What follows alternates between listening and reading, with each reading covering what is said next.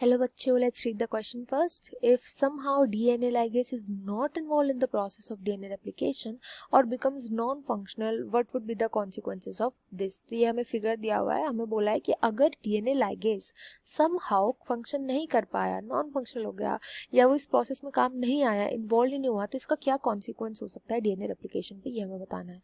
बहुत ही ज़्यादा important question है. यहाँ पे जो की कॉन्सेप्ट यूज़ किया जाएगा वो होगा डीएनए रेप्लिकेशन का. DNA replication. डीएनए की रेप्लिकेशन जो होती है इसमें क्या होता है, सेमी कंजर्वेटिव नेचर में होती है. सेमी कंजर्वेटिव नेचर का मतलब क्या होता है, ये अपनी एक पेरेंटल स्ट्रैंड को एज अ टेम्पलेट रखता है, एज अ टेम्पलेट, एंड उसके अकॉर्डिंग जो होता है एंजाइम नई टेम्पलेट, जो नया स्ट्रैंड होता है वो बनाता है. तो जो नई स्ट्रैंड होती है वो बनती है बाय विच एंजाइम, तो इसमें जो एंजाइम इंक्लूडेड होता है उसका नाम होता है DNA polymerase. DNA polymerase enzyme इसमें यूज किया जाता है. तो ये था डीएनए रेप्लिकेशन का हल्का सा ओवरव्यू. अब डीएनए रेप्लिकेशन में होता क्या है, जो डीएनए लाइगेज प्रेजेंट होता है, एंजाइम एक तो हमने देखा कि डीएनए पॉलीमरेज होता है, दूसरा एंजाइम डीएनए लाइगेज. इस लाइगेज का फंक्शन होता है डीएनए की स्ट्रैंड्स को जोड़ना, स्ट्रैंड्स को कनेक्ट करना. अभी स्ट्रैंड्स को कनेक्ट करने की बात क्यों आ रही है यहाँ पे, ये देखते हैं. तो जो डीएनए पॉलीमरेज होता है ना, इसकी एक बात है कि ये हमेशा 5 प्राइम टू 3 प्राइम डायरेक्शन में ही फंक्शन कर सकता है. 3 प्राइम टू 5 प्राइम डायरेक्शन में कभी फंक्शन नहीं कर सकता. यानी कि अगर इसको कोई स्ट्रैंड बनानी है 3 प्राइम टू 5 प्राइम डायरेक्शन में, वो ये नहीं बना सकता. तब होता क्या है कि जब यहाँ पे स्ट्रैंड बन रहा होता है, जब रेप्लिकेशन हो रही होती है, तो जब इसको 5 प्राइम टू 3 प्राइम डायरेक्शन में स्ट्रैंड बनानी है, वो तो ये इजीली बना देता है. डीएनए पॉलीमरेज यहाँ पे अटैच होगा, इजीली जो होगी स्ट्रैंड यहाँ पे ए स्ट्रैंड तो इजीली बन जाएगी. वरस क्योंकि यहाँ पर जो है उल्टी डायरेक्शन हो जाएगी इसके लिए, जब यहाँ पर ऐसे में काम करेगा तो ये तो 3 प्राइम टू 5 प्राइम हो गई, ऐसे तो ये नहीं बना सकता. और इसको ना दोनों के दोनों जो स्ट्रैंड्स होती है ना, ये दोनों की दोनों स्ट्रैंड्स, ये इसको साथ में सिंथेसिस करनी होती है.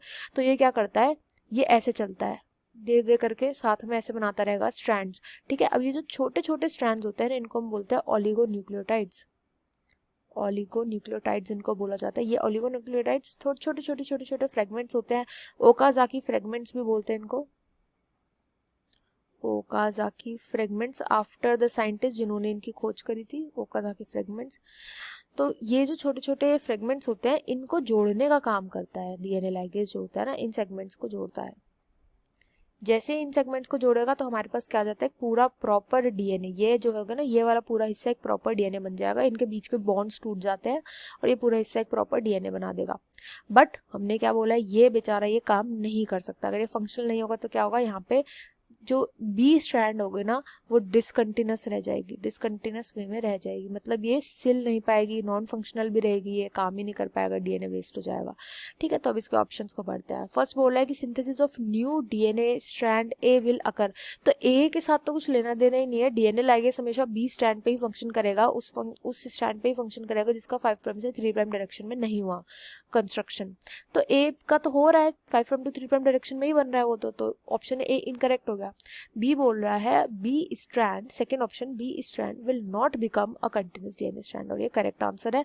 कंटिन्यूस नहीं रहेगा, डिसकंटिन्यूस हो जाएगा. थर्ड में बोला more primers will be required to synthesize B strand. तो देखो प्राइमर्स क्या होता है कि डीएनए पॉलीमरेज जो होता है, इसको 5 प्राइम टू 3 प्राइम डायरेक्शन में काम करना ही होता है, साथ में इसको प्राइमर्स चाहिए होते हैं.